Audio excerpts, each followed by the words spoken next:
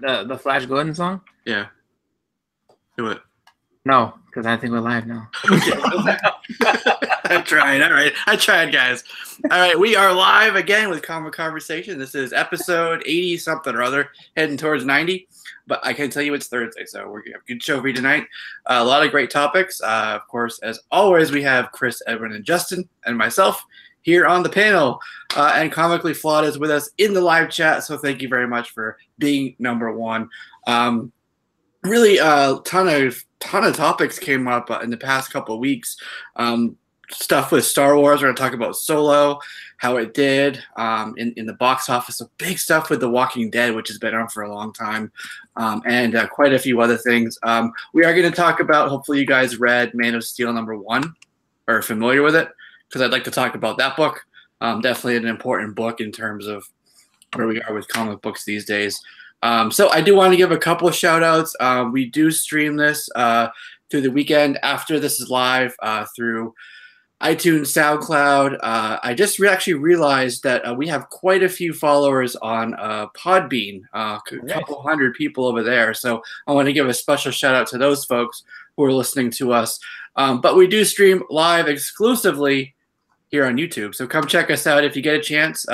Come join the show, the live chat. It's a lot of fun. With that out of the way, with that being said, let's go ahead and give some more shout outs to the folks in the chat. I already said hello to Comically Flawed. He was number one. He is number one with his blue wrench.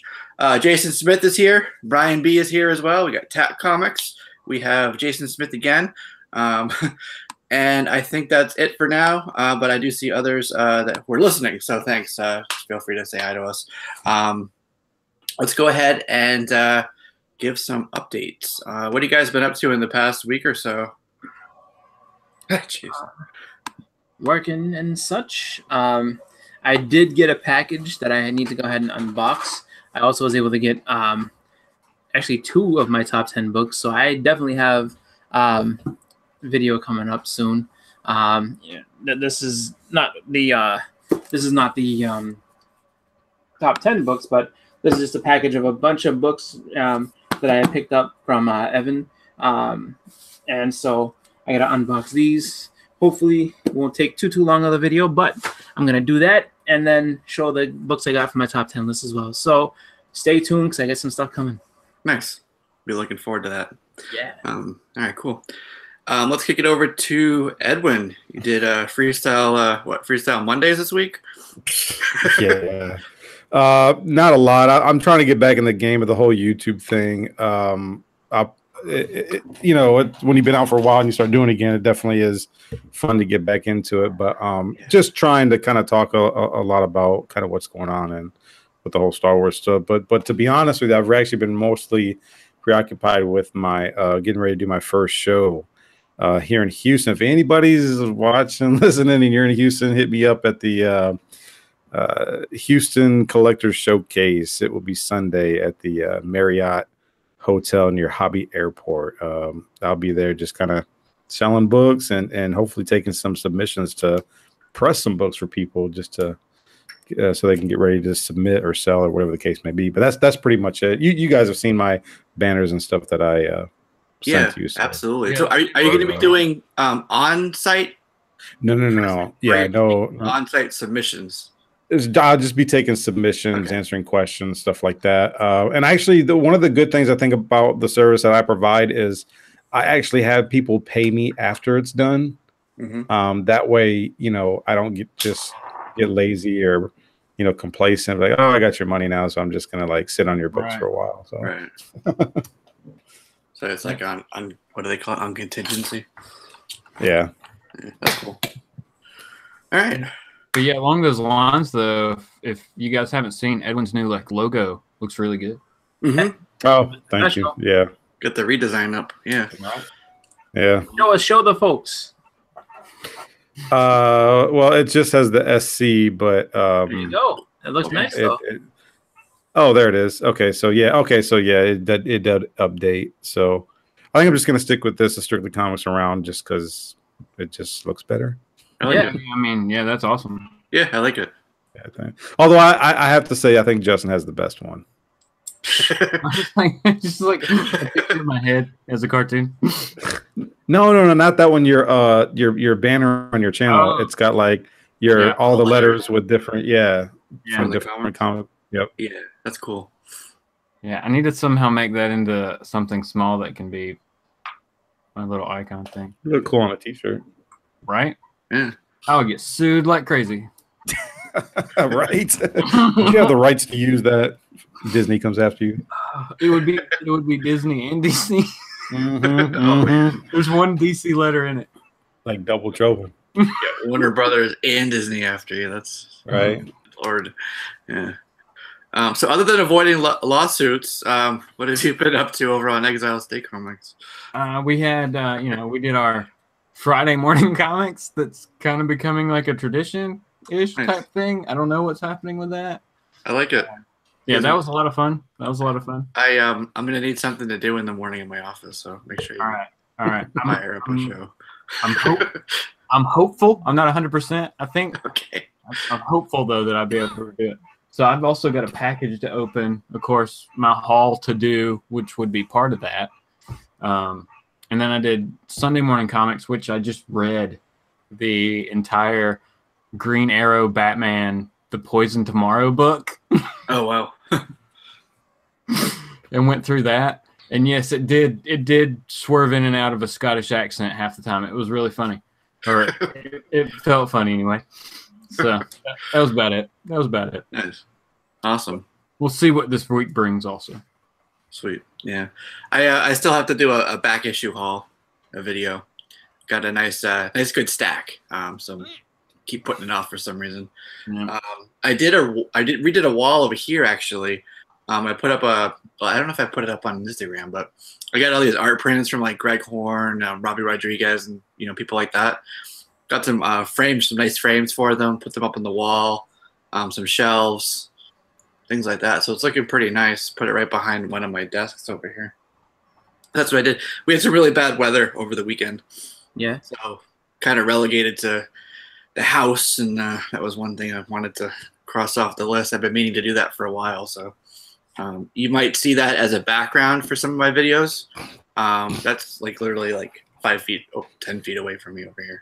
So that's that. And I did the contest stuff, so that should be out to everybody. So that's good. Hope everybody enjoys what they get with the money or in the boxes, excuse me. And I think that's pretty much it for my updates. Not a whole lot. Still slacking on the videos. So, real quick, I'm gonna get TJ Watson's stuff out. I don't know if he's watching now, if he watches later, but I've been pretty. Okay, yeah, I've been pretty occupied with my stuff, but I promise I will get his stuff out by the end of the weekend. Okay. Yeah, I saw him earlier. He said hi. Stay Puff. What's up? No, he wasn't here. I say that much. I don't know he did a wave, like the wave emoji. EJ, if you're here, give us another wave. Yeah. Mm-hmm. I see. I had a question for you. Yeah, let me just run through. Iron Galactus, Gomez, Tat Comics is here as well. Cool. All right. Sorry to interrupt. David Riley just joined us. I was just thinking, with CDCS doing its move, are there any books that you have there that are going to be delayed or affected by that, do you think? That I personally have, or I was just asking Edwin. I think. Okay. Oh, I got a couple of submissions sent into them, but I'm not expected. Even besides the move, I don't think I was expected to get them for like another 4 to 6 weeks anyway. So I get you. Yeah. I just thought about that when we were talking about it, or after we talked about it last week. I just wanted to ask you. Yeah, no, when I submit the CBCS, I'm not like anxious like a lot of people like, oh, I want to hurry up and get my books back because I got to flip them. It's just, to me, I just kind of forget about it. So it's like a Christmas present or birthday present when they arrive. Whenever they show up. Yeah. Or you see that credit card thing post. Because they don't charge till they're ready. Yeah. Well, I got it set up to where they charge me as soon as they get it. Oh, okay. So for me, like when they're done is like when they're ready to ship is when they actually process the charge. The payment. TJ Watson's there. He said, you made me put down my whiskey. I thought he was going to be like, you owe me a New Mutants 98. Like, no, I don't. Yeah. My shop has one on consignment. Oh, really? Oh, for real? And it's raw? Raw, super high grade. Like, nice. How much? A lot. Like between 300 and 400? More. Oh, really? Really? They want like a graded price for it or something? Oh, it's north of 500. Yeah, I can't go down that road right now. Yeah, but it would easy. I mean, They'd have to 9.6, guarantee if 9.6, not 9.8. Yeah, I was thinking like a it is. 700 or 800 for like a 9.8, but it would have to be at least. It'd have to be a 9.8. Yeah.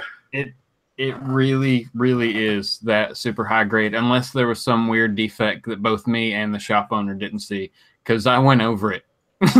Well, was like, man, I got to be honest. There's somebody on IG right now. It's got a 9.6 that they want like 420 shipped for it, and then I think GPA right now is down to 390. So they're already asking a little bit too much for it. So yeah, People sounds like your trying boy to is too. capitalize. But that one, like I said, Tracking it on GPA just to see what the numbers do in that book, because that's an interesting one with the movie having just come out. and see, that's No, but I have been. Yeah. Yeah, no, that book maxed out at 760, and that was 2015. Of course, Deadpool movie announcement, all that stuff. But since then, it hasn't. It's half that. So you think that it's already reached its peak that it'll ever be at? Yeah, with the movie coming out, and a lot of people didn't really like Deadpool 2 as much as the first one. And not only that, people are not factoring in the fact that there were so many Deadpools 98 printed, even more so than New Mutants 87. Nice. So there's just a lot of them out there. Brian B just said he sold a 9.6 newsstand last week, and it went for $450. nice. Yeah, see, GPA doesn't factor in the whole newsstand thing. They just factor in New Mutants 98. Yeah. Nice. You know Yeah, what? this person was definitely wanting a graded price for the raw book, but it's on consignment too, so it's not an actual shop. It's the person that's asking that price. You know, Yeah, your shop's gonna get what 10 to 25%. something I didn't ask. Yeah, that's about what it is. You already have a copy though, so Well, yeah, but if it was like a price is reasonable right. deal, I could Yeah. sell one of them. it's You true. Oh, you got two of them? No, I've got one.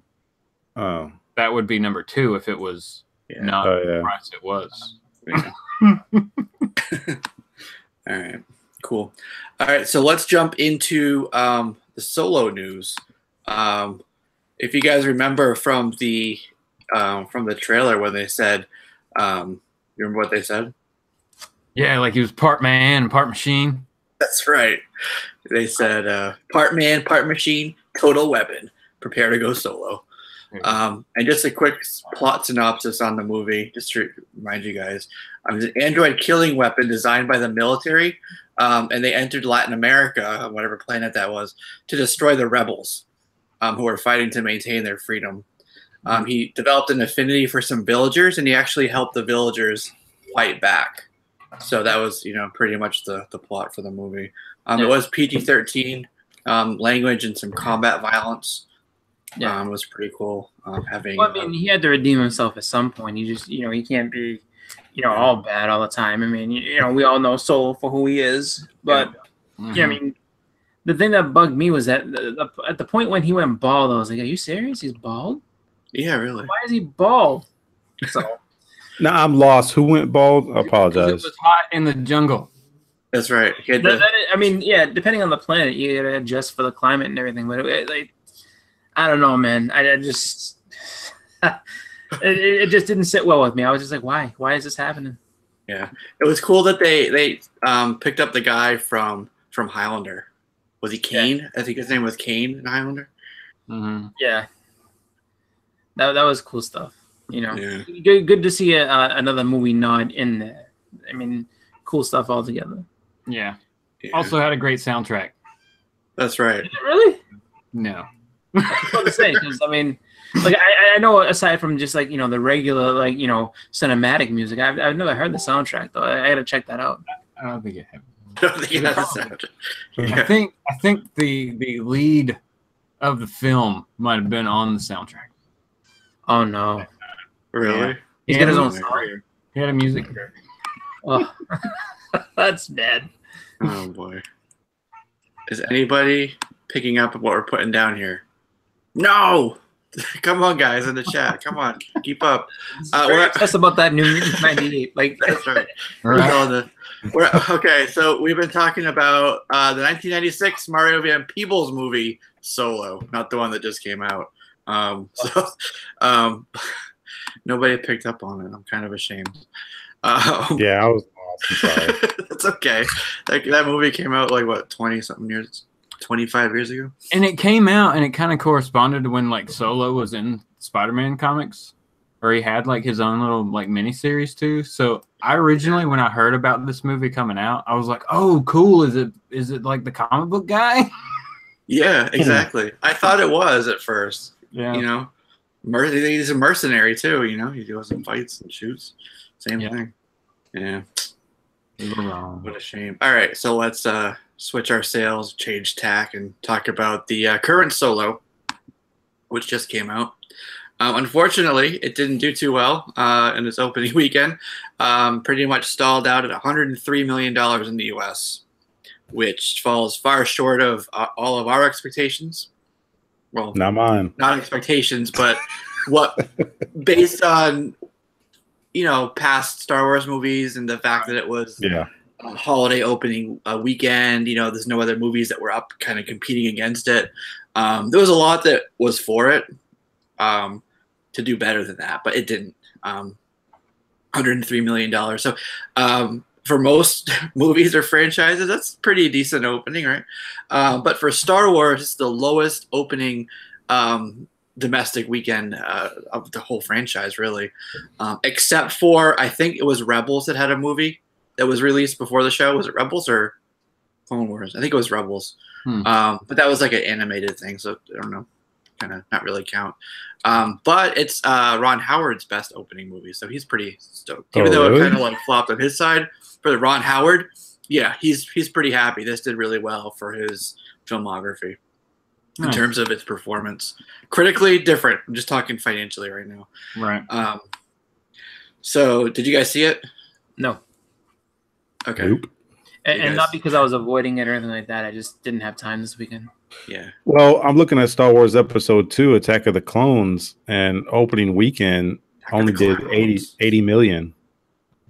That did 80 million. Yeah, opening weekend. I mean, it did make worldwide total like 600, just shy of 650. Well, yeah, but I mean, Hollywood, they're not gonna adjust for inflation because the numbers look so much better to their reports. Now, like if you look at older movies, they absolutely adjust for inflation. It's just to let you know that, like, oh yeah, so even though it took in this much, like if it was today, it would be this much. You know what I mean? Like they do that. Like one of the ones that you'll see them do that with is Terminator 2. Like, because Terminator 2, like the amount that it grossed and everything like that, it'll be like, with inflation, it's like this much. So it was like, a way bigger hit than intent. If it came out today, it would have been a way bigger hit now than it was even back then. But yeah, and you're probably right. I was just responding to Jesse when he said it was the lowest opening weekend Star Wars film, and it actually wasn't. It was like the second lowest. Yeah. Well, even Episode 3, Revenge of the Sith, only opened up 108 million first weekend. But that is kind of crazy though too, because when you think about it, it opened on a holiday weekend. I mean, that should have been like slam dunk, gimme, because you got people that are out and about and just have time. So, it's definitely I mean, is it a sign that they need to be worried about? I mean, it depends. I mean, I don't know. I didn't see the movie specifically. I just wonder if it's like, if they're releasing them too close together by trying to have one every single year. If maybe people want to have some time to like, cool out and have it be something that they're excited for. I mean, just because if you look at the month as it is, the month of May or April into May, you had Infinity War, Deadpool, and Solo, and it's just like, and it's going to be replaced by something else coming right behind it. So it's just a really tough time to keep that type of excitement for a movie that should have been, had they waited a year, probably a lot more successful. Maybe it's just the pattern they're going with, because they're giving us like new episode, then a prequel, new episode, then a prequel. Maybe we don't want any more prequels for a minute or something, Well, I think it's a backlash from the people that hated The Last Jedi. I mean, you got 55% of people that hated that movie, and I don't know if I call it a boycott, but I think because they felt like they got burnt so bad, they have no reason or motivation to see Solo. Because I was thinking about this today. I was like, you killed off and I apologize for rehashing stuff, but you killed off the 3 main characters, which all these movies branch from, and it's like, what do you have to go by now? You have nothing to go by. I was trying to think about what I could do for Freestyle Friday and answer the question, what could be done to quote unquote fix this if this is a problem. And me personally, I would do like at least 1 to 3 movies revolving around Luke between episode 6 and 7, and that's just my opinion, because you can make him look a little young, make him look like Justin over there or something. I don't know. But you could do that, and maybe what you could also do in that is kind of put some spotlight on his force powers and kind of explain a little bit of the his, I don't know, telekinetic or whatever he did, where he was on the island and he just kind of did this image of himself.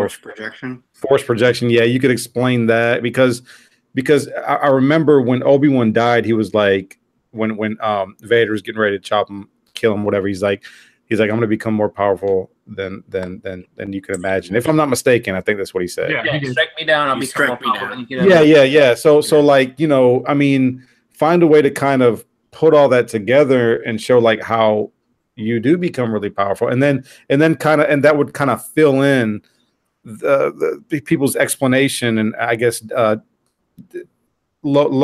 shattered dreams or expectations where he just got killed and died like that. I mean, that's just me. And then I also think you go in the direction of a Darth Vader movie, but I don't think that James Earl Jones is going to do that. I think they're going to focus on heroes.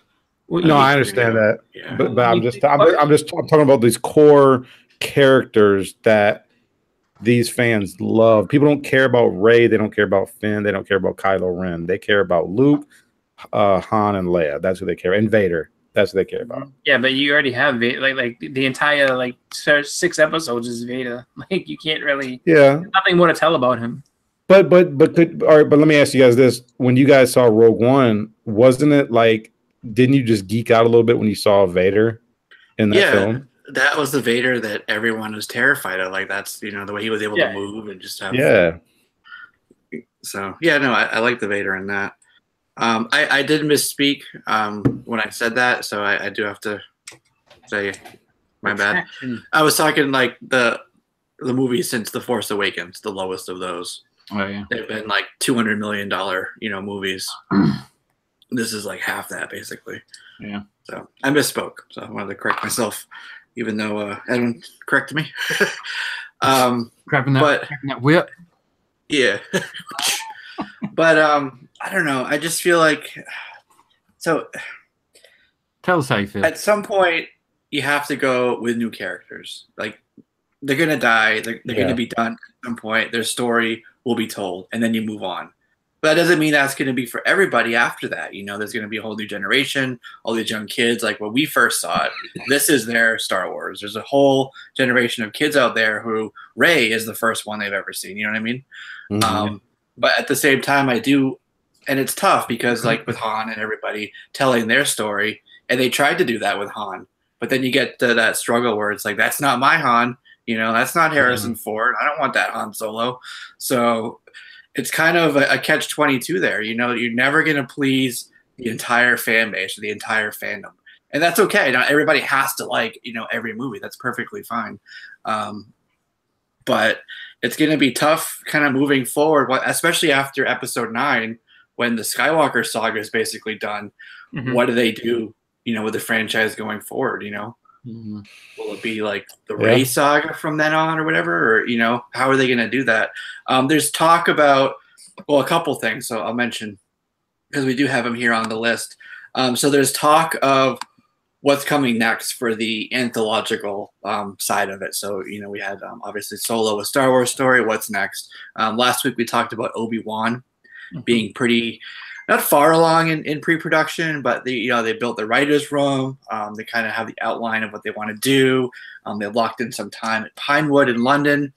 So that's probably going to be the next movie in that series. But they just announced, and coincidentally, it was on the weekend when Solo was doing its lackluster performance, kind of infused a little bit of excitement in there. They said, hey, guess what? James Mangold is going to direct a Boba Fett movie. Yep. So that's pretty cool. Mangold is obviously the guy who gave us Logan. So, you know, I love that movie. I thought it was great. One of the best of 2017. So pretty exciting. But my question actually to you guys, he did Logan, he did it really well, and he did it rated R. Do you think that a rated R Boba Fett movie would be something people would want? I feel like if there was any character who could be rated R, it would be a Mandalorian bounty hunter, right? Yeah. But I'll let you guys answer it before I answer. So that's my question to you. Oh yeah, I think that would be awesome. I mean, you have to have him, you know, get into the, you know, really like, you know, gritty part of the universe, all the like, you know, really nasty and just places where people, you know, who are into that type of work would go into, who do, you know, all these like grimy and bad things. Absolutely, that would be awesome for him. It's just, you know, the nature of the franchise. I mean, how it's always been, though, I can't see it happen. Like I don't think that they'll go that route with it. Even though, I mean, it would be kind of cool to see. There's no way it's going to be a R-rated Boba Fett.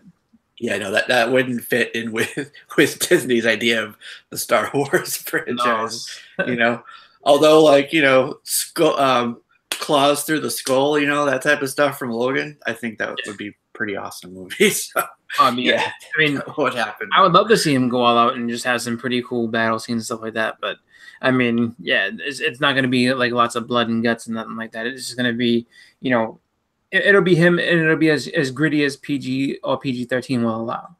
Yeah, and it does make sense, you know, with Solo, and then you got a certain. Can we spoil things? Should we spoil? No. Certain person who could easily be the one running the underworld of it. And that would have ties to like Jabba, would have ties to Darth Vader, would have ties to all of these aspects of the film. This one character, if you've seen it, you know I'm talking about, could be that, you know, that tie between all of these things. With Boba Fett, you know, he could be hired by, you know, this person, you know, working with his organization. I won't say the name of it because that might give it away too. But yeah, that whole underworld aspect of it would be really cool to explore. I mean, here's my thing about that. I mean, you could probably pull that off because he wears a mask most of the time. But in my mind, I'm thinking I'm a Boba Fett. Yeah. In my mind, I'm thinking when you compare Boba Fett to Solo, I would have to think that Solo is a more popular character, and the only reason, and I ain't gonna say the only reason, but part of the reason why I feel like the movie flopped is because a lot of people didn't like who was representing Han Solo. You know, the actor, I forget his name, and I've heard talks that he didn't really do a good job. Yeah, he didn't really do a good job pulling off. But in comparison, I would have to believe that Solo will be much more of a popular character than Boba Fett, and if Solo can't pull it off, who's to say that Boba Fett can? Yeah. Well, you could do like Dredd style, and just never take his mask off or never take his helmet off. Just have like an angry face the whole time. I mean, he can talk through the mask, so that's not a problem. Yeah, he's done it before. So I mean, you know, I don't think it would be all that hard to do a good Boba Fett movie. I think that you know, you just stick to just the basic formula of having him, you know, just be a badass the whole way through.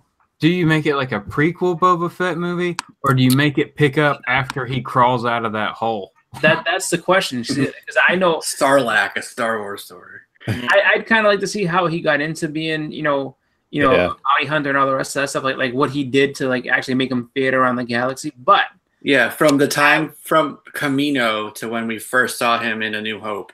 Yeah, like that would be pretty. I thought he showed up in Empire. Yeah. No, Empire. well, in the redo for A New Hope, he had him in there in Mos Eisley with Jabba. But the other thing though would be, you know, I would love to see his story continuation from the Sarlacc pit. Like once he gets out, what's he do? You know, like what way does he go from that point? Like, I mean, does the fact that the Empire is gone at that point, you know, does that basically kill his whole bounty hunter days, or does he find some other stuff to do? You know what I mean? Like, is he still around? I mean, because we don't know if he's still around or any of that type of stuff. I mean, you got to figure if Luke and Leia and all them were still around in the Star Wars universe now, he could be out there somewhere kicking around. You never know. So that would be pretty cool. Mm-hmm. Okay, here's another thing that I wanted to talk to you guys about. I think this would be pretty cool. There's an actor. His name's Adam Templar, and he did an audition. He read some lines for a Star Wars, whatever it was at the time, but he was painted blue skin. So the idea there, you know, Admiral Thrawn, right? Admiral Thrawn. Yeah. Which would be pretty amazing to see live action finally. I think he's a really cool character. He's the first alien that was kind of like taken in by the Empire, right? And it came out, I think it was like 92 or something like that. Yeah, it's in the books. It was on book, right? They did a comic adaptation of it, Heir to the Empire. Mm-hmm. But he's been around for a long time and really just not touched on other than in the show. He had a pretty big role in that. But I think that would be amazing if Admiral Thrawn came. He could kind of take the seat that what was his name? Talking from Rogue One. Oh yeah. That chant, like the guy who Moff Tarkin kind of threw under the bus. Yeah, Cape guy. So there's White a couple. Cape guy, yeah. There's a couple empty seats there that easily they could have Admiral Thrawn, you know, take over. So Rebels, that was on the show Rebels.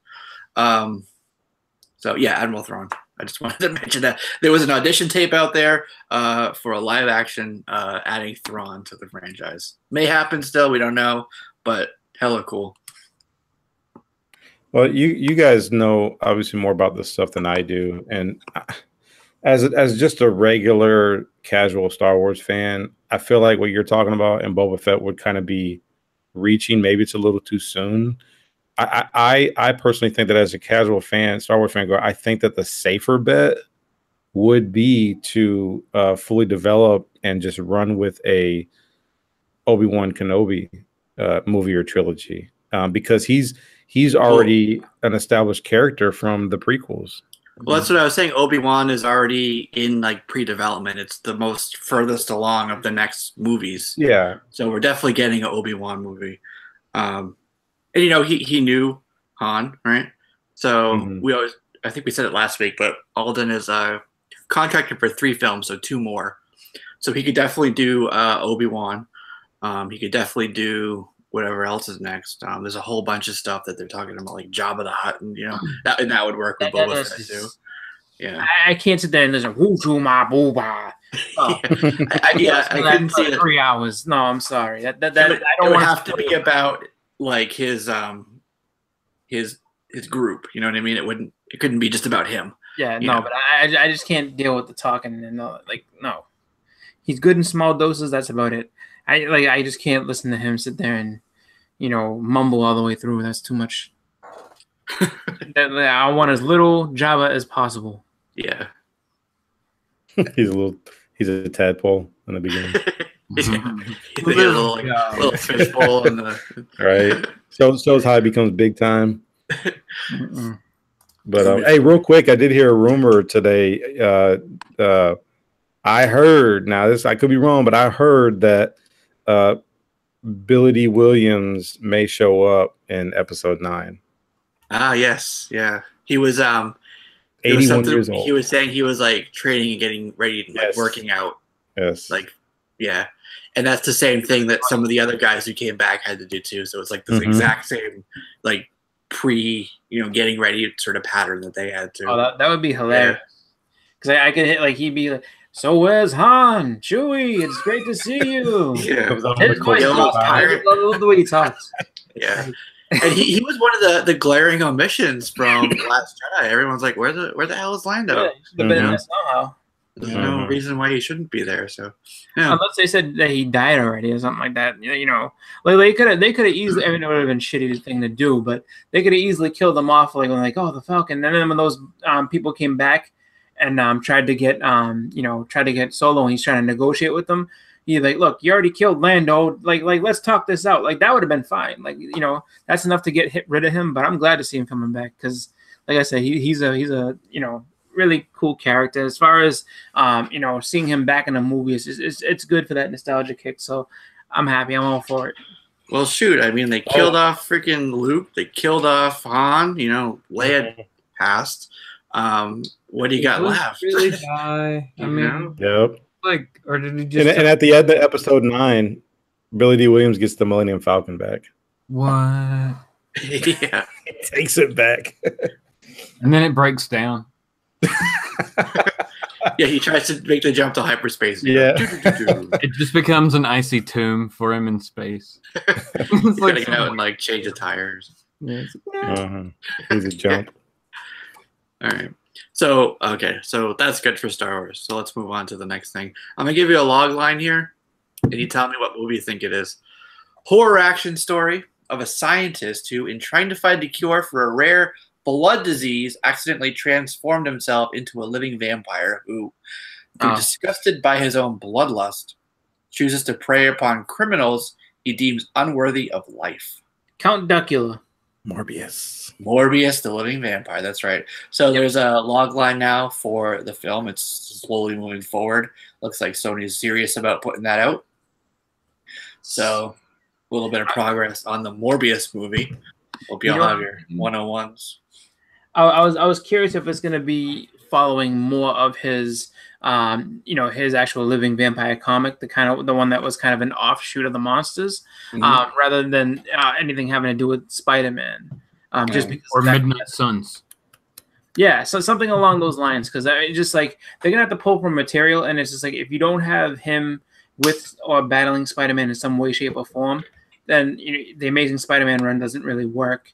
But the stuff that he did, in his own title and stuff like that, you could use that. I'm not sure how. I never really read it, so I'm not sure how exciting it really is. But I mean, this sounds like the same feedback that we've been giving about Venom.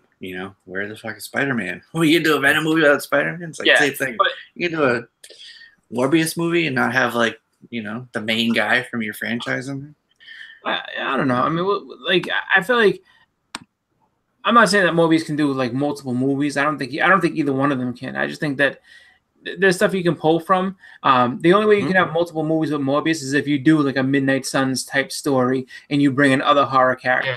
Maybe if Blade shows up in it, you know what I'm saying? I mean, they do have the opportunity, really, too, with Morbius to kind of go their own direction with it. They don't necessarily. I mean, they could lightly throw in some comic references and stuff, but then go your own way with it and kind of if they can write a good enough script and make a good enough movie, you may have another Guardian style hit on your hands where it's just no one saw this coming and it's actually pretty good. We want to see more of this. So if it is successful, I mean, that does help them branch off into another genre that they can do for Marvel movies. So, I'm hopeful that that's what they're going to do with it. I'm hopeful that it does well. It's just a really strange pick out of all the entire library that they have over at Sony. Where you pick Morbius. Okay. Well, I mean, it's not the end of the world, but it's different. I wouldn't have chose him first, but that's okay. Where was the last place we saw Morbius? The Spider-Man cartoon show. The cartoon, yes. Yeah. Do you know in Blade, at the end, there was a guy who appeared on the rooftop. Unnamed, didn't say anything, just that they saw him when they climbed out. It might have been one of the alternate endings where he turned into La Magra. But that character was supposed to be Morbius. They didn't get the approval to use him for the next movie, but that was the intention, and that character was intended to be Morbius. So we kind of almost got a Morbius in a movie already. Yeah. It's a little kind of fun fact thing. I feel like we saw him or Blade in a Secret Wars book, but I can't remember seeing them after that. Blade was in Wolverines, right after Wolverine died. He was in there too. And we did have like the Midnight Suns one-shot thing that came out not long ago. Yeah. Wasn't there like a Star Wars story? Right. But since we're talking about kind of like Sony stuff, Woody Harrelson was doing an interview, and he was talking about the movie, kind of like how big of a role he has, who he plays, and he said, roll the dice because I'm in a little fraction of this movie, talking about this one. But then he said the next thing is really interesting. He said, but I'll be in the next one. So I haven't read that script, but anyways, just rolled the dice. So he kind of like almost said that there's going to be a Venom 2. What? Yeah. But they must have high expectations for this first one, man. Because I was watching Tim's show today, and I actually kind of agree with him. He was saying that I wouldn't do a Morbius film until you first see how Venom does. Yeah. Because as Sony owns all those properties, right? And if you can't handle a good Venom movie, man, good luck trying to do a good Morbius film. Right. Exactly. So see how Venom does, and then see how Jamie Foxx does in Spawn, and then take it from there, right? Because that's kind of like within that, same wheelhouse.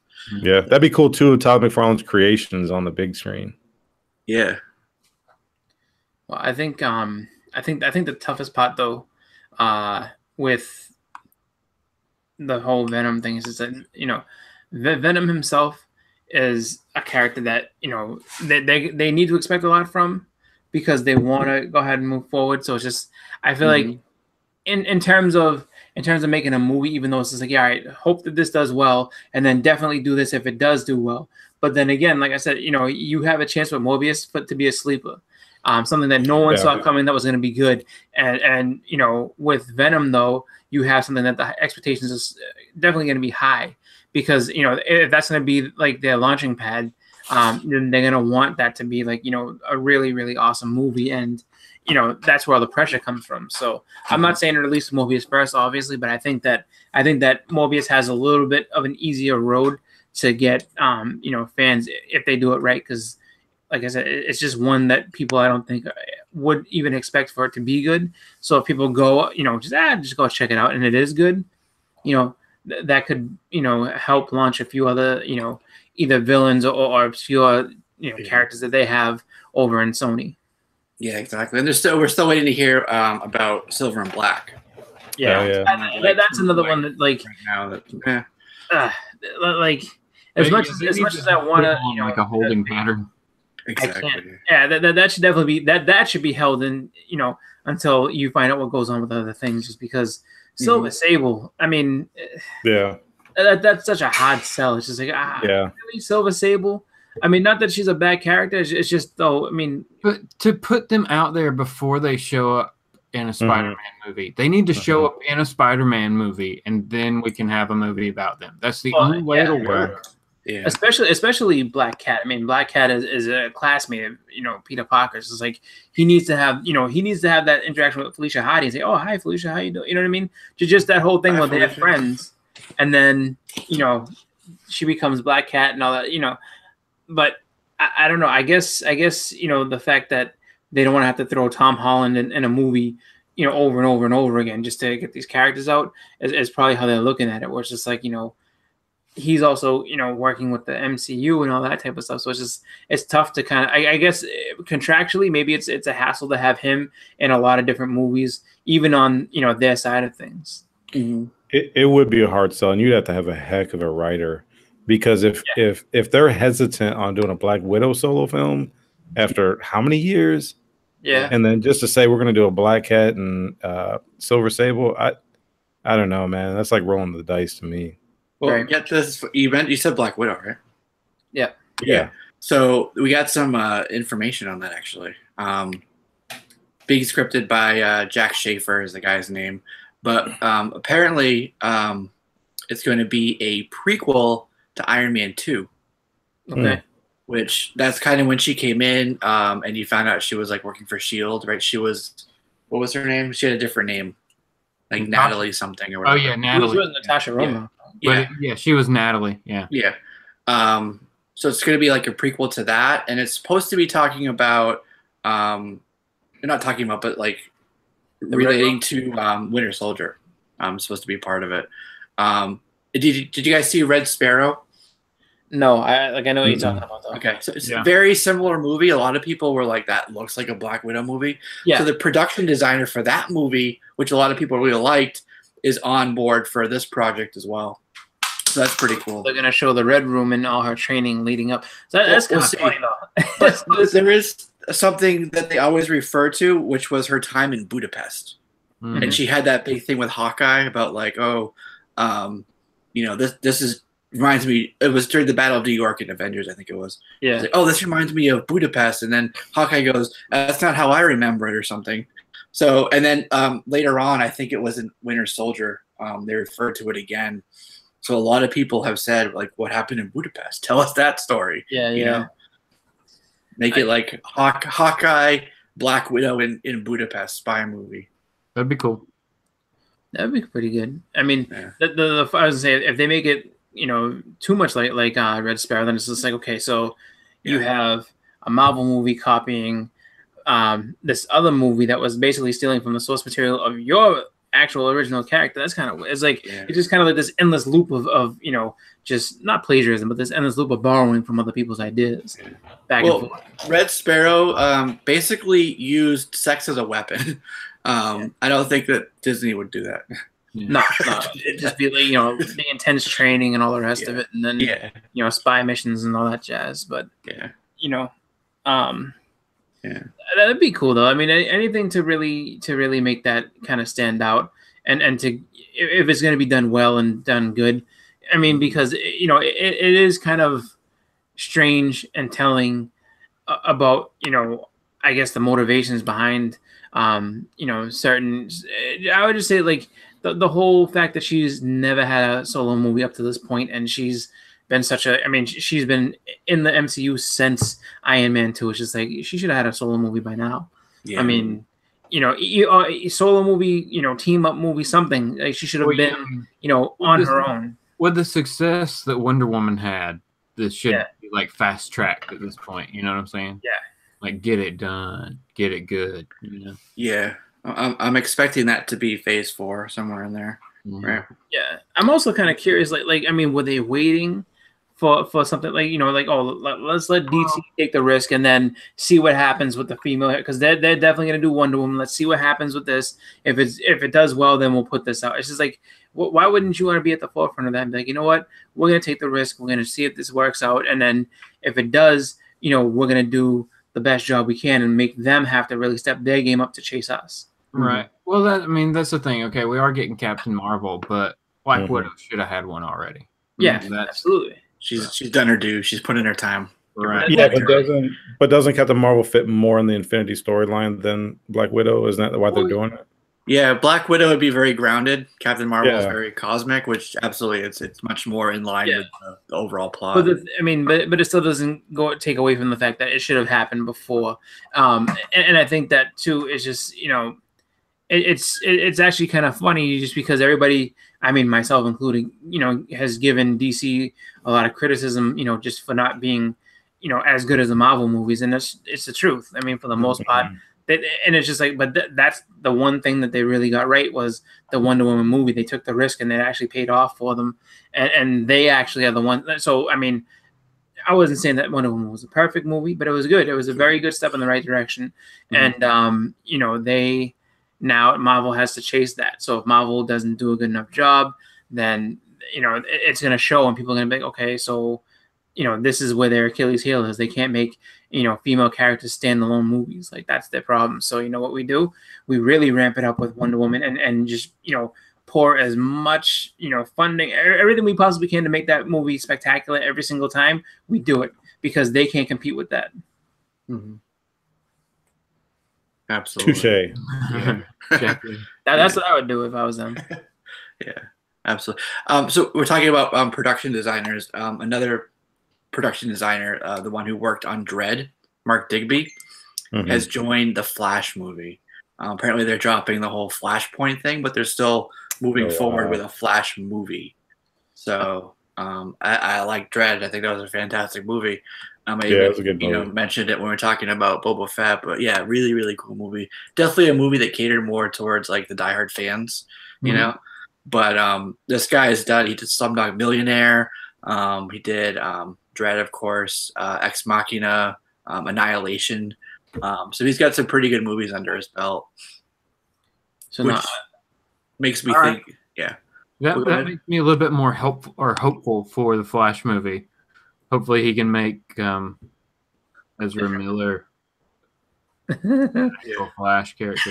Yeah, you know, I was gonna say. So, if they're getting rid of the Flashpoint storyline, does that mean that Ben Affleck is staying on as Batman, or is that still? Yep. Actually, funny you mentioned that. They were talking about that this week. They mended the fences. Yeah, he's saying that he's still on board for it. Yeah, and not only that, but for his movie, the Penguin is going to be the primary villain. Is what they're saying. Nice. What? With Deathstroke, still attached, Joe Manganiello, but not as the primary villain. They want the Penguin to be the villain for his movie. Yeah. And who's going to play the Penguin? Roseanne. I don't know. I don't know. Oh man, it hasn't been cast yet. I got you. Yeah, no, just announced that. Yeah. I mean that'd be cool. That'd be cool. Yeah, I could do that. I mean, because it's funny looking at that whole situation, just because. So they were just like, Affleck's done. We're getting rid of it. We're gonna reboot everything and this and that. I think this is kind of them taking a deep breath and being, okay, look. Let's really just take a look at what we have here. Let's figure it out. And the fact is that they're reaching outside of the actual, Zack Snyder centric, directing and just, back end stuff that they had before. It's like you have to, go away from that and find things that work between. And I mean, there's no reason why they can't do like Marvel did and get their own like stable of developers or stable of directors and producers and everything to be like, all right, look, this is how we're going to make these movies. Forget what they're doing. We're going to do our own thing. And then this is how it's going to go. So I'm glad that they're looking outside of just that same, setup that they had that just wasn't working at all. Yeah. I really feel like they heard the criticism. They felt it in the numbers. And they said, like you just said, let's take a step back. Let's take stock of what we're doing here. We got Aquaman coming out at the end of the year. That'll still come out. But that gives us plenty of time to like re-strategize. Warner Brothers restructured, hiring and firing a lot of people at those executive and C-level positions, which is really good. So I think that they're really understanding what went right and what went wrong, and hopefully, moving forward into like 2020 and past Aquaman, we'll get some quality stuff with a different look and feel. I mean, obviously we're getting Wonder Woman 2 and things like that, but whatever else comes out, I have hopes for it. I do. Yeah, I'm not going to be pessimistic based on what we got in the past.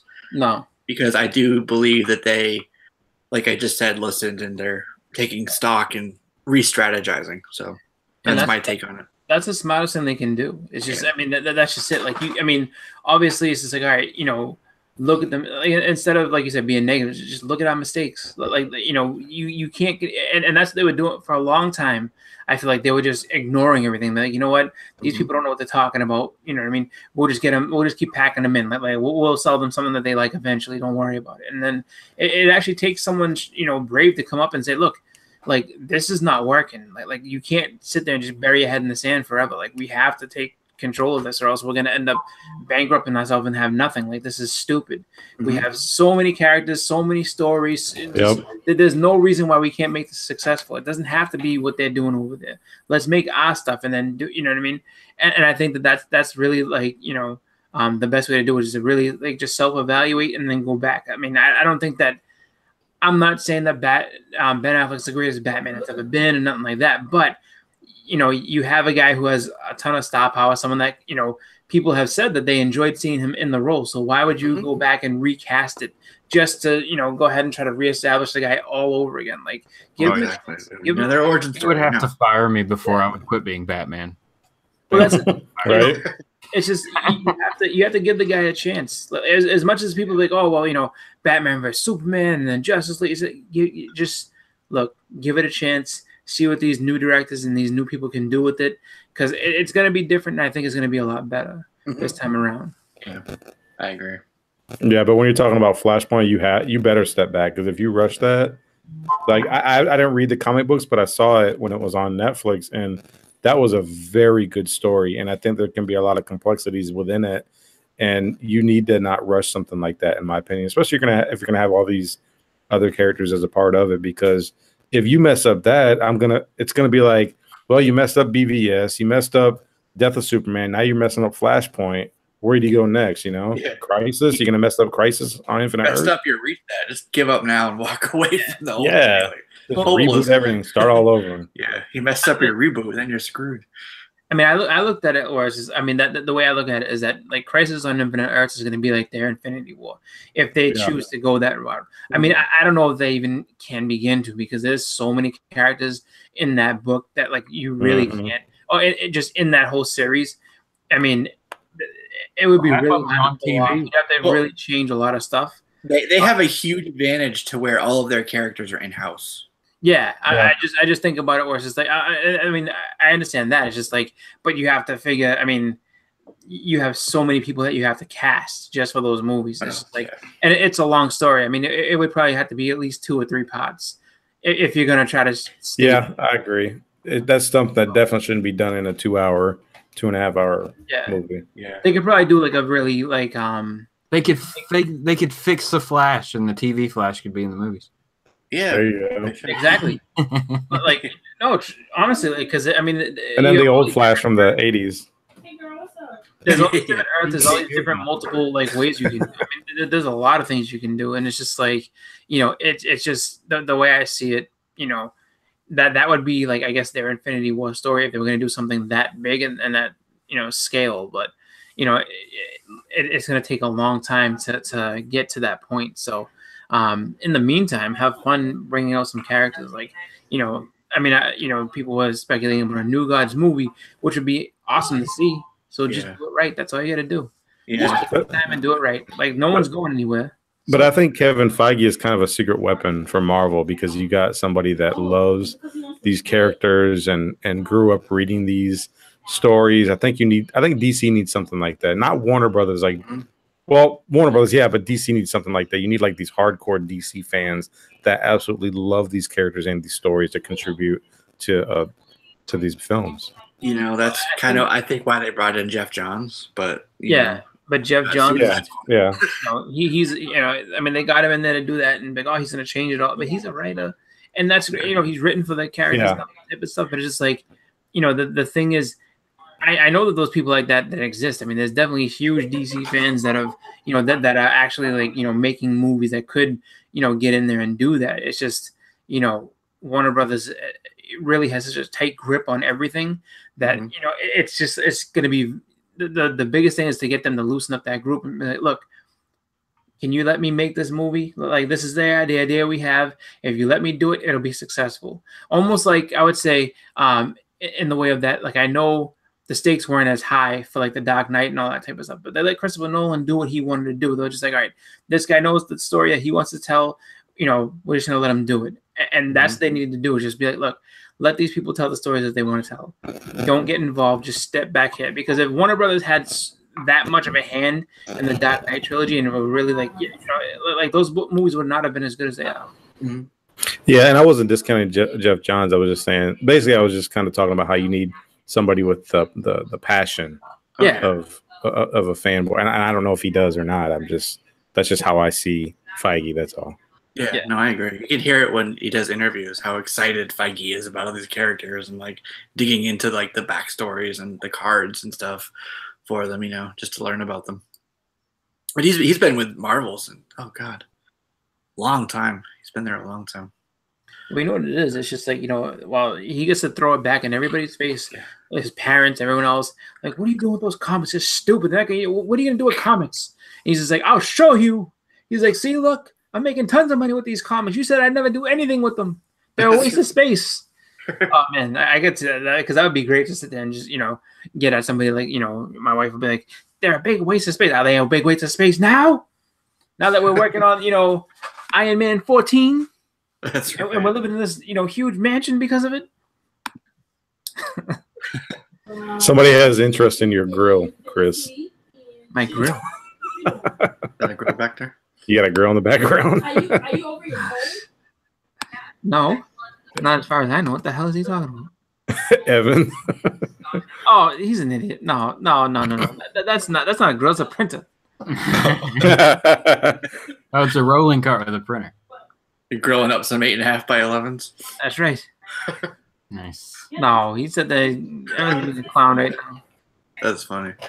All right, so let's go ahead and move over to something that I don't know. People are kind of. I don't know how. I'll just say it. So Walking Dead. You got Andrew Lincoln and Lauren Cohen are both leaving in season 9 next season. So it's Rick and Maggie will both be leaving the show. What they're saying is that the studio is offering Daryl, I forget the actor's name, the guy with the hair, and the bike, $20 million to kind of like take over as the main character for the show. Right. So I don't know. My thing is, if you killed off Coral, killing off Rick, killing off Maggie. Yeah. What do you got left? I think it's time, if they do that, to end the show. End it. It's already gone on, and a lot of people said this. A couple seasons. I miss so much stuff. Like I miss. Couple seasons. Too long. So, Chris, we're presenting you. I know. I was about to say. Well, like I thought you wanted to see my reaction when you're like, I think it's time for it to go. Like, no. Yeah. So I think that The Walking Dead should end, not because I don't like the show, but because things need to end before they get dragged on even longer than they should. And I think the writing has gone down the past couple seasons. The overall story, as well as the ratings, have been down pretty far too. So yeah, I agree with you. I mean, the show's been on for a long time, and really, I mean, its best days are over. I mean, the whole, the whole situation with the governor and like all that, that's when it was at its peak. And then, I think that honestly, after Negan came on and Glenn died, that literally that's when the show took its hit downhill, because I mean, stop being about the zombies, man. Like, what happened? Yeah. Well, yeah, exactly. It's just like, it's so much about the humans and everything else. It's just like the zombies really took a back seat, and there's nothing, you don't have to worry about anything having to do with that. It's just like, I just feel like at this point, you're right. And it's been on for a long time. It's time for it to be on. It's time for it to go. Yeah. I think honestly, you can still get your fix with Fear, because that's probably going to continue. Right. So but I mean, just for Daryl's sake, I mean, if they're going to give him $20 million, at least go one more season. Yeah, right. It's hard to pass. I mean, and just like Flaw said, just right in the trash. That's it. It's hard for these studios to let things go, man. Well, because they're looking at it from a money standpoint, but it's only it's only a matter of time before it goes away. I mean, you got the thing too that you got to look at. AMC, prided itself on having these, great best show on television. This is a great show. And the thing is, the thing that makes them great for the most part is that they don't go on as long as Walking Dead has. Like Breaking Bad, phenomenal show. 5 seasons, they told the story they wanted to tell. They cut it off. It's done. And really, it got to get off the air before it got really stupid and bad. And I think that with this same circumstance, you just got to kind of, you really milk this as far as you can. Yes, the comic isn't over yet, and yes, they're not going to tell the end story of it, but you just have to go ahead and just cut it off and hope that everybody will watch the last season and then just cut your losses and move to something different, just because it really has just kind of gone its course. And there's, I mean, how many more, just big challenging, human adversaries are you going to have? It's just like, who's worse than this? Who's more menacing than this one? How many times? It's really rehashing the same stuff over and over again. So, I think that it's time for it to go, and, really just enjoy the fact that you had a great run. You, for a long time, were on top of the throne, but it's time to go away now. Yeah. Like AMC, they have like Into the Badlands. Yeah, which I'm surprised that is still on. Yeah. I watched the first season of that and did reviews for it each episode, and I was like, okay, and it was all right. But then it got to second season, and it like changed a bit. So I'm surprised that show's still going. Yeah. They had was it Hell on Wheels, I think it was. Story about the Old West. Oh yeah. About the railroad. Yeah. Mhm. I didn't watch that one, but I did. I got into Breaking Bad a little bit late. I jumped in after season 3, so I had watched everything though and caught up, so that when season 4 started, I was ready to go, and it was, I mean, very, very good show. And the other thing too, you got to think about the actors as well. It's just like, for like, Rick and Michonne and all them, the people that have been on there this whole time. It's just like, they probably want to do other things, and I mean, Michonne has done well enough to kind of get out and do her own stuff. So it's not that bad. Yeah, she's in Black Panther. She was Tupac's mother. She's in Black Panther and Infinity War and all these things. And it's just like, but you got Andrew Lincoln, who may want to get out and do some other things, and it's just like, yeah, you can't because you got this movie coming up, or you got to do this, you got to do that. It's just like, a lot of people, I think, when it comes to certain stuff, and even Kit Harington from Game of Thrones kind of attested to it as well, where it's just like, sometimes, when you're in the midst of doing this, I mean, you love doing the show and it's fun for you, but then it's like, when you find out your character is going to die, you do get kind of excited because you start thinking about, I mean, on the one hand, if you've been on it for a while, you get a little sad. It's like, oh, they're going to die. But on the other side of it too, you'd be like, okay, I got all these other projects I can do. Because I've been getting offers and I can't take them. But now I can, and so I can do all this other stuff. So I think that, in a way, it kind of helps out, and it just makes things better for the actors involved. Yeah, that's true.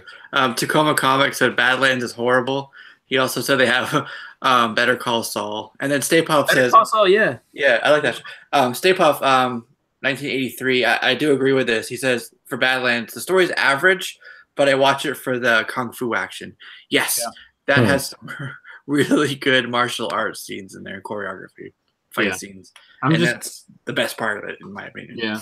Like I said, I'm just surprised it was able to keep an audience. Yeah. Not that it's necessarily a bad show, but I just didn't feel like there would be enough of an audience. Like, here's my theory. It came out at the same time as Iron Fist, and people were so disappointed in the martial arts choreography from that, they needed to go over to Badlands to get their fix on some decent stuff. Maybe. I don't know. So the other thing, we talked about Highlander earlier, didn't we? Yep. Or am I All fair. Okay. That's right. Yeah, that's right. Another thing from my childhood that I absolutely loved was The Crow. We were supposed to get a reboot for that with Jason Momoa, Aquaman, Khaleesi. But now it's on hold. It's on hold. It's not happening right now. Nope, it's on hold. Supposedly it's grounded he's gone, indefinitely. the director's gone. Mm-hmm. It's, you know why? Because you don't remake a classic. I'm sorry. The Crow is a standalone classic, and you don't reboot that. I'm sorry. Like, as much as people, we want to see a rebooted version. No, you don't. We had a few different, like, we had Salvation and a few other, Exactly, but the Brandon Lee Crow, that's a classic. You can't mess with that. I love that. It's one of my favorite movies of all time. If you want to see a new version soundtrack too. Huh? Yeah, soundtrack. The soundtrack for that is soundtrack was incredible. Yeah.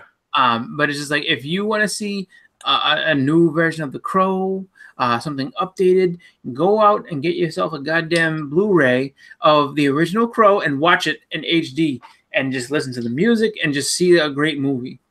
Fire it up. Yep. Yeah. What was I gonna say? They have a new comic out. They're doing a Crow comic, I think. I saw that. Like issue number 3 or something. Yeah. It's on. Justin does the new comics list over comicbook.com. That's comicbooked.com.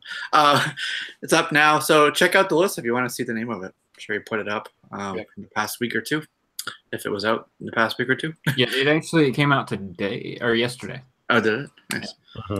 Cool. So, there is that. What was the other thing I was going to mention?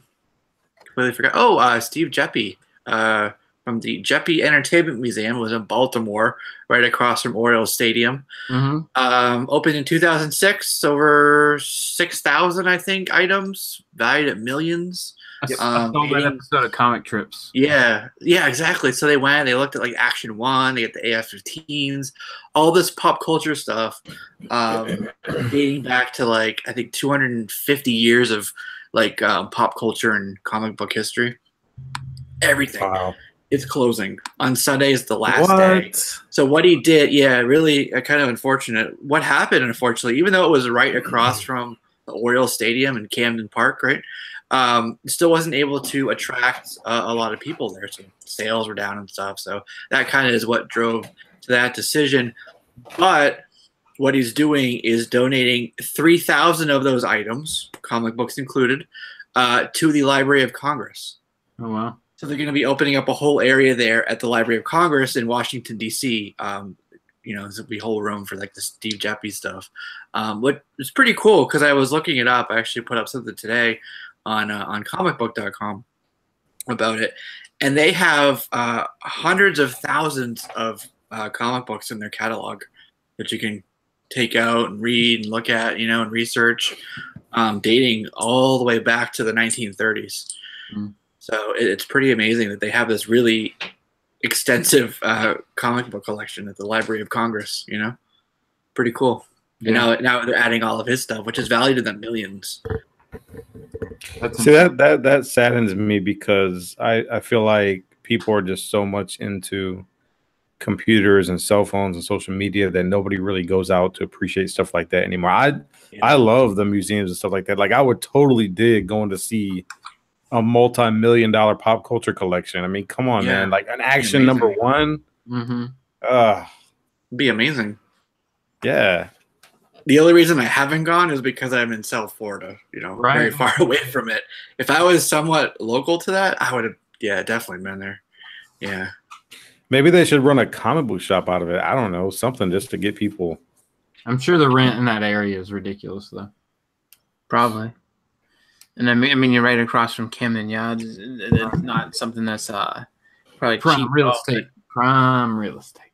But I mean, just on top of that too is I think that the fact that you have so much great stuff in one location would bring people from all over. But I mean, the toughest part is just getting people to kind of want to stop in that area, just to see something like that. So.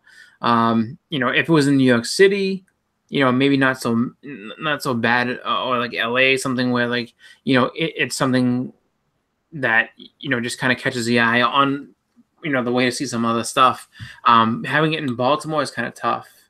I feel like that's just not, I mean, it's a big city, but I just feel like it doesn't quite have the same recognition. It's not quite in a central location or as well traveled as maybe you should move it to Vegas. Yeah, something like that. I mean, Vegas, anyone that gets a lot of travelers like that is a good spot to have it. But I mean, Library of Congress is getting a lot of the stuff, 3,000 items and all the rest of it. I mean, who knows? I mean, he hasn't said what he's doing with the rest of his stuff. You know what I mean? Whether he's going to sell it, keep it, or any of the rest of it. But I mean, if it's valued that high, it's nothing that the average collector would be able to grab. It would have to be like celebrities and just it would be they would all be items that would go through an auction.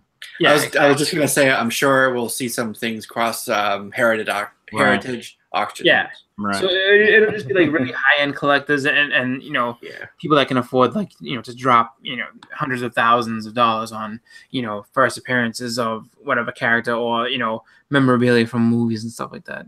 Exactly. Actually, I have a good idea because in Grand Rapids, where we used to live, one of the things that they did at a particular museum was the museum would switch like every 3 months or so. Like you would have an Egyptian exhibit, and then 2 or 3 months later, you would have a space exhibit. So maybe it should be like a traveling thing. Yeah. You know, I think it'd be a great idea. I mean, because That yeah, Blinds like not everybody's gonna go to where is it in? What'd you say, Chris? It's in Boston or somewhere around there, Baltimore. or Baltimore. Yeah, like not everybody, like people that want to see it. Ain't dude, I'm not gonna go to Baltimore just to see that stuff. But if you bring it to my town, at least all like the major cities, like I'd check that out. Yeah, I mean, yep. I mean that would be you know awesome if they would. Well, he's also the guy who owns it and runs it though. He's also he's older too. So yeah, at this point he just may be ready to be done. He is also the owner of Diamond Distributors. He's the president, CEO, founder of that. Yeah, so he's pretty busy with that side of the world. Yeah. Okay. I mean, being so entrenched into the stuff like that, like, and then on top of that, being Diamond CEO, I'm surprised he hasn't just been like, I'm sick of comics, to be honest with you. I've been around them so much my entire life, I just don't care anymore. Nah, not if you love this stuff. Never gets old. Never gets old. Yeah. Right. It's a new experience every Wednesday. That's right. It is. That's true. Yeah. So, all right, I'm going to run through a couple of quick items, just give you the subject line of it, and then we'll get into what you guys thought of Bendis' Man of Steel #1. All right. I just want to get these out there. So Transformers 7 was pulled from the Paramount schedule. We're not getting that anymore. Yeah, no more Transformers 7. We still get probably Transformers when they do the Hasbroverse. So mention that. Also, the whole thing with Comcast and Disney fighting over who's going to take over for Fox. Yep. Right. Big thing with the money. Who's got more? Fox came back with some money. Disney wants to counteroffer with a cash deal. Their first offer was mostly stocks, shares. So what Fox is going to do is convene with their investors on July 10th to vote on if they want to go with Disney or if they want to go with Comcast. So we'll know July 10th the fate of the MCU, basically, is what that account amounts to. Gotcha. Couple like anime sort of related things. There's a live action Bleach movie that's in the works right now. That's going to be coming out in Japan, actually, I think in July. So, take those as you will, those adaptations. But I do check them out. They're typically not very good, but I have fun watching the live action adaptations of that. Yeah. So that's Bleach. And then a lot of people have been waiting for Attack on Titan season 3. Finally getting some news about that. So there's going to be a theatrical release in the U.S. For season 2. Hour and something long, 2 hours long. It's a special event. It'll be in theaters. But with that is going to be also the first episode, or at least a portion of the first episode for season 3.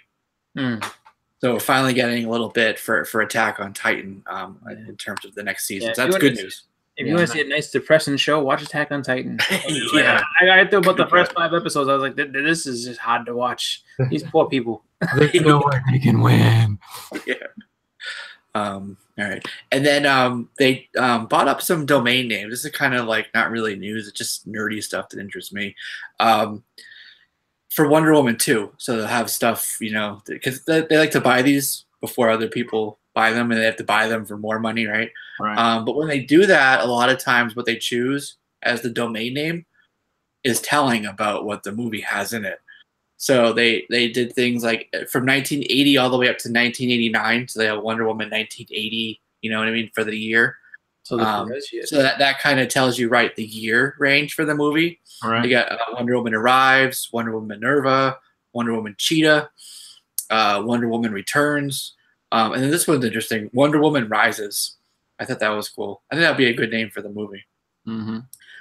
So there's some other ones too, but it's just an interesting way to like maybe glean a little bit of information about the movie. If it doesn't really tell much about it, but it's just something interesting. So I thought I'd share it with you guys. And that's it for the bullet pointed thing. I might do like each week, instead of diving deep into some of these, just to pull out a couple and just do like a like top 5 5-minute rundown on a couple of them. So that's kind of what that was.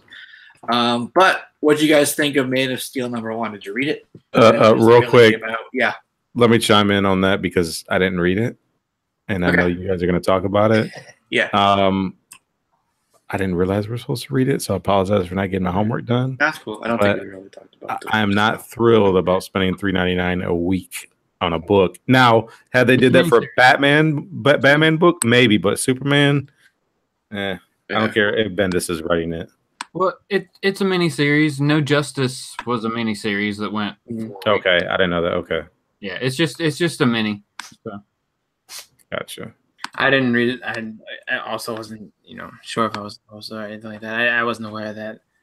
So, that's cool. I know it just came out, and it's probably my fault because we didn't really talk about it. I just put it on the list. Yeah. Just kind of assuming that people might have read it, but Justin, did you read it? Yeah. All right. Share your thoughts with the crowd. It was actually like kind of a pleasant surprise. Yeah. For the most part, I enjoyed it. Like I didn't really see any Bendis negatives as we normally think of them. Like it seemed like he gave us a good version of Superman, and he made me interested in this character that's coming along and we're gonna have to face off with, Nice. But as a whole, I thought it was like a good first step. Yeah. Sweet. No, that's really good, and especially with him taking over action in Superman, it's helpful to know that you won't be locked out of both books if you don't like his style. You know what I mean? Right. So. I mean, it could go crazy, but this first issue, like you're a Superman fan, you're gonna like this issue, I think. Awesome. I mean, the art was good too, so can't beat that. I mean, it looked like a Superman comic should look, Who was the artist in that? With the red trunks. Who's the artist in that? Some dude. Yeah. Some dude.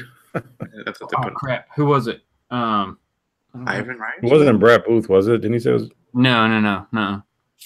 He did action like leading up to 1000, just a couple issues. But he did Flash and Speed Buggy this week. I picked that up.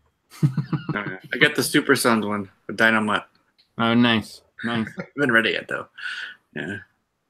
So, all right. What did you think about it? Did you read it? No, didn't read it. What did you think about this? I don't know. It was aight. No. But in all seriousness, like I wanted to read it just because it was, a new direction for the character. Am I gonna stay on it? Probably not, because I'm not the biggest like Superman fan, Right. And I was on action to lead up to the 1000, thinking 1000 was gonna be something amazing. Yeah, and they kind of slapped you in the face with it. Yeah, tribute issue, What are you doing to us? Yeah. But hey, we got the trunks back, so hey. There you go. That's a good thing, I guess, if you're into trunks. Yeah. Did you guys pick up 800? Yes. How many covers? Just one? Cover A? Just the one. Yeah. $10 book. It's funny because, yeah, exactly. $10 cover price, it's a very, very tough sale for me as far as, I don't see a regular issue on the stand being worth $10, but I figured this one, the difference between this and 25 I thought was just really just kind of a cash grab. There was nothing really to it. This, I think, actually had something more to it that I was like, okay, I'll spend the money on this. Yeah. But I think it's a slippery slope, and I think that, within the next, I would say 3 to 5 years, that's going to be the regular price for all comics. Yeah. Like, not $10. Oh, yes, absolutely. I think it'd be like $5 maybe, but it's going to be 10. You watch and see. Because we're going to lose so much money. They're peppering you with these $10 issues here and there. This is the 4th one that's come out in the span of a year. But think about it, though. They're not normal size issues. No, they're not. They're bigger issues, but I'm telling you, like you watch that price creep up, and it's going to be $10 an issue. It's like, right. But I think when it comes to new issues of comics, honestly, I'm in until it gets to be like once I see it go $5.99 per issue, I'm done. Just strictly back issues at that point. It was 80 pages. Yes, normal book is 24, 32 with ads. Yep. At $3.99. So that's 2.5 books. Yeah. Don't you think $7.99 or $8 would have made more sense for number 800? Yeah. $8, yeah. Yeah, I mean, it would have been $800. Yeah, that makes sense. But even still, I had 5 issues until I was reminded of the price tag, and then I left with only one. Mm-hmm. So I got the one with the ripoff of the Goblin with Peter Parker tied up, the blue cover with the what was that swipe from? I forget. 238. Yeah, so I grabbed that, and that was the coolest one to me. But that's the only like I went looking for that in my shop, and I guess they've only supposedly they only made 800 of those total. Well, I almost pulled what Chris did with Action 1000. I was like, because my LC has a ton of them. Mm-hmm. I was almost going to be like, you know what? I'm not picking this up now.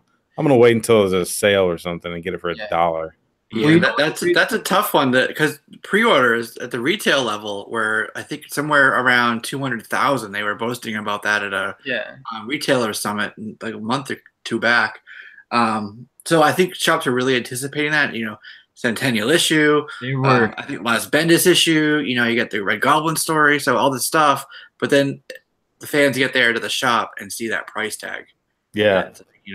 If it was a regular one, probably people would have picked up 3, 4 copies. Y'all read it? But nah, I haven't read it yet. Not a chance.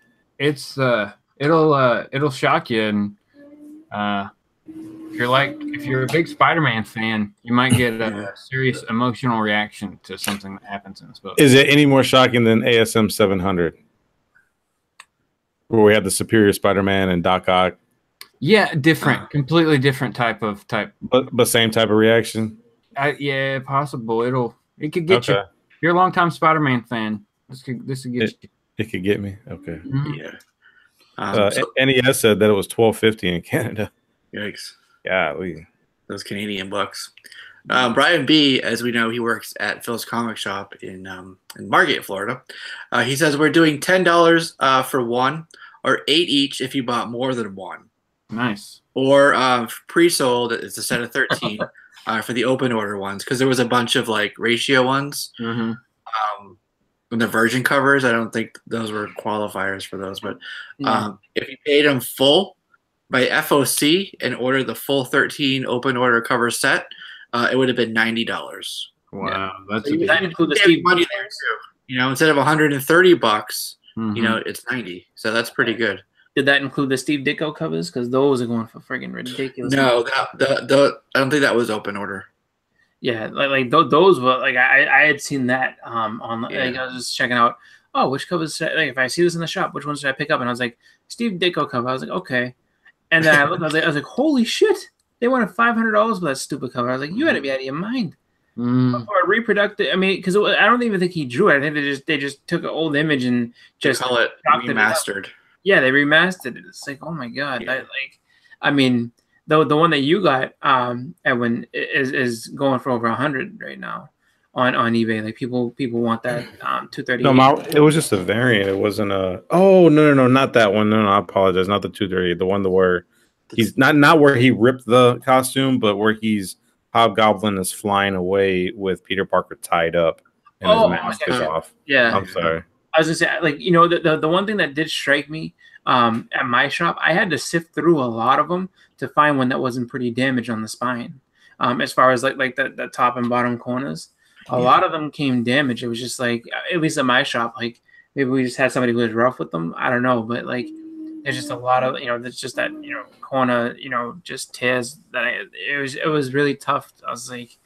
I went through, I want to say at least probably close to 55 books before I found one that wasn't so beat up that I was just I can't pay you full price for this. Because I wasn't going to. If I was going to have to pay one of those with the rips, it's all right, this already is not even worth anything anymore. So I'll give you $5 for it. That's about it. Yeah. So I like the Delotto one. Brian B mentioned that. So there was the 1 in 25. Really nice. And then the Virgin for it was a 1 in 200. And the Mobius one, really great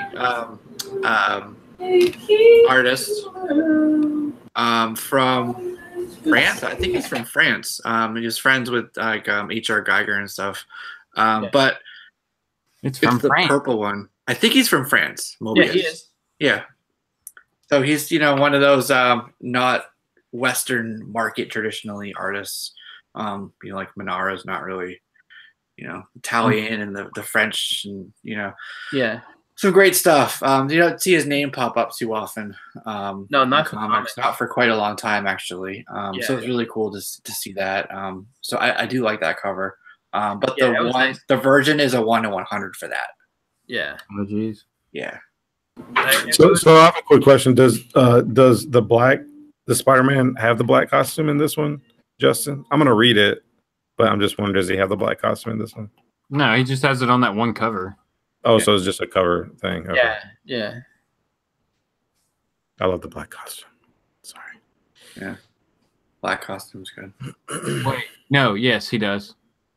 Just read it, man. It involves. I can't spoil what. Just No, but here's why I haven't read it, because I still want to read 790. I got to read 795 through.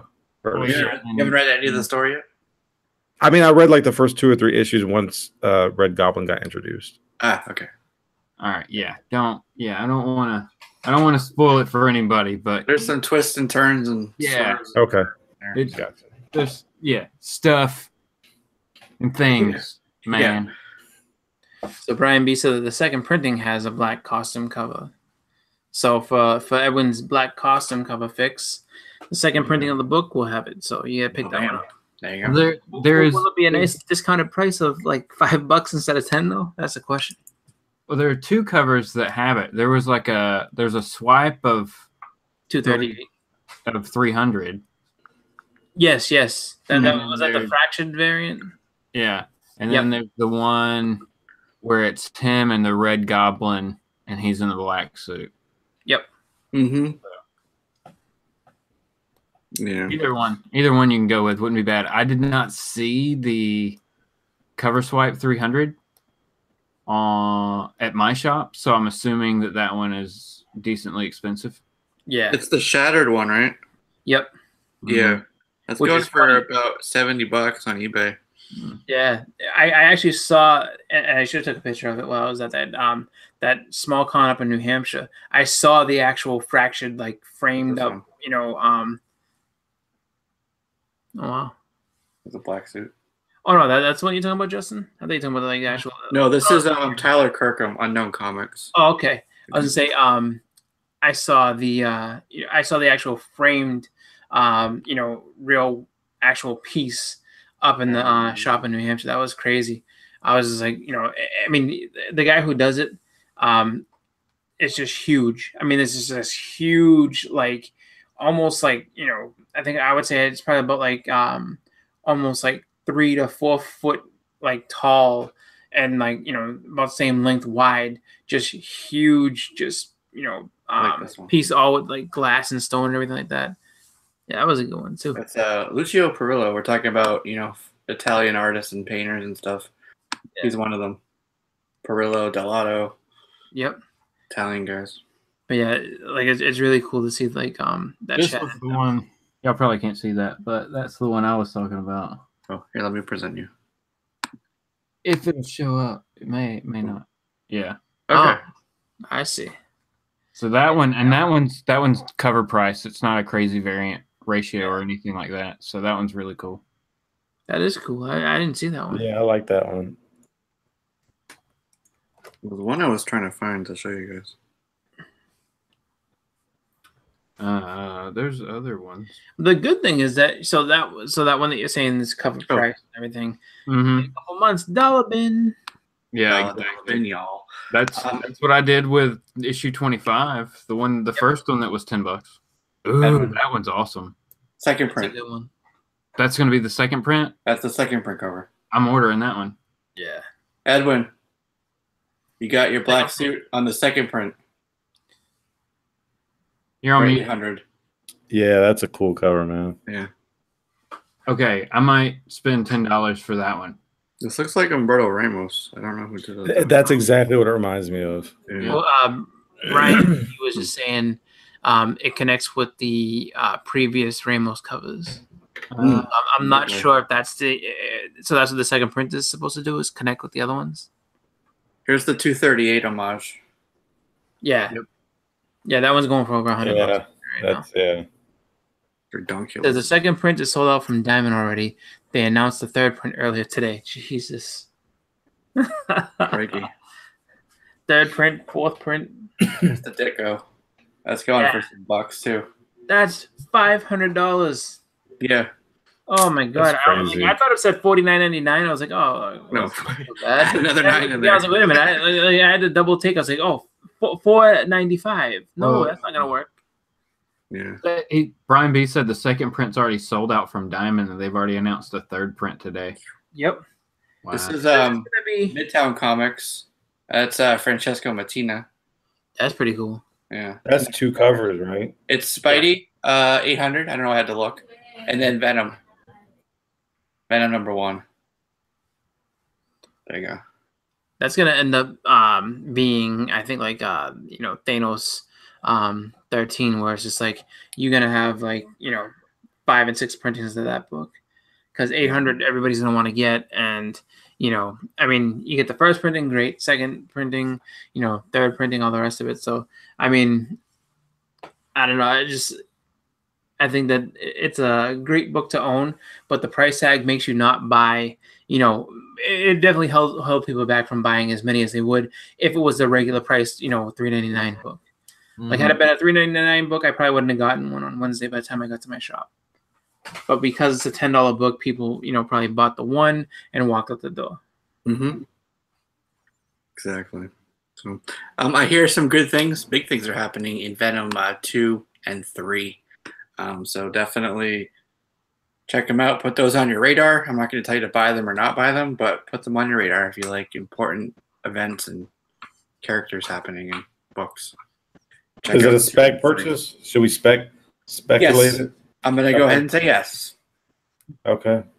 Mm-hmm. Awesome. It's not another symbiote spawn, is it?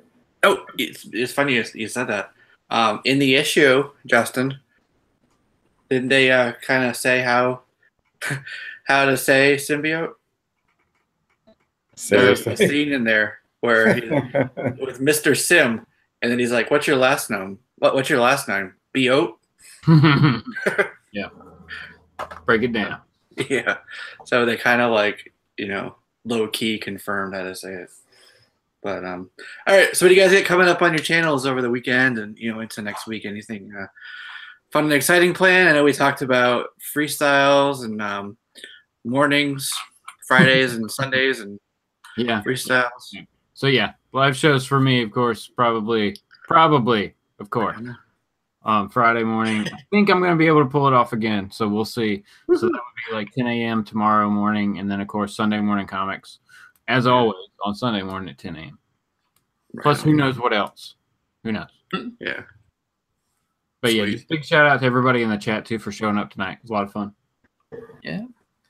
For my channel, just doing some unboxings. Like I said, get this big box of stuff from Evan and a couple of my top 10 books that I'm going to go ahead and show off as well. So that's what I got coming up. And then also, I guess my new comic haul, which would end up probably being slightly a back issue haul because I haven't done one in a while. So it's just like, there's books that have come out in the past couple of weeks that I haven't shown. So I have a bunch of books that I need to show and just kind of get, out to everybody. So, a few different videos coming out pretty soon, hopefully. Definitely the unboxing video. So, check me out, see what's going on with those, because I can't wait to open the box and show everybody what's going on. Looking forward to it. Yeah, I'm not doing much. I'm just gonna talk bad about Star Wars for 1 or 2 more weeks, and that's it. And then I'm gonna move on from that, I promise, because I want to get into some videos about how to grade comics. Just really short 4 to 5 minute videos. I'm gonna start doing that, and nice. I don't know what else. I hope to get some footage of the show, which would be nice. It's like a legit comic show. There's like no celebs or anything. It's just you pay $5 to get in, and you fight with everybody else that's trying to get those deals in the first hour or so. Right. Yep. Nice. Yeah, definitely try to get some footage. Be fun to look at that. So, for sure. All right, cool. Well, I got, like I said at the beginning, got a back issue unboxing. I got a couple things inbound in the mail, so be looking for a couple more unboxings from me. One, if you like the Highlander, I think you'll like my unboxing. So that's all I'll say about that. Want to give a shout out to the folks in the chat. Thanks for joining us. Always fun having you guys here with us. Questions, comments, jokes. We like it all. So thanks for that. But if you're listening to us later, go ahead and drop us a comment. Or if you're streaming this as audio, as a podcast, feel free to leave us a comment wherever you want, but definitely try to check us out over here on YouTube. Thursday nights, 8:30 Eastern on the JLS Comics channel. So there you go. And I do want to say down below, we do have a code if you want to try some clear backing boards from Comicskin. Use the code JLS2 for that. And then right below that, you'll see another link for Amazon. I curated a list of items that you can pick based on what we were talking about tonight. Some fun stuff, some pre-order stuff. You get some books, some omnibuses, statues, things like that. So fun stuff to look at. So go ahead and check that out. And that's it. That'll do it for this episode of Comic Conversation. It's been fun as always. So we'll do it again next week. Have a good night, everybody. Thanks, everybody. Have a good one. Goodbye.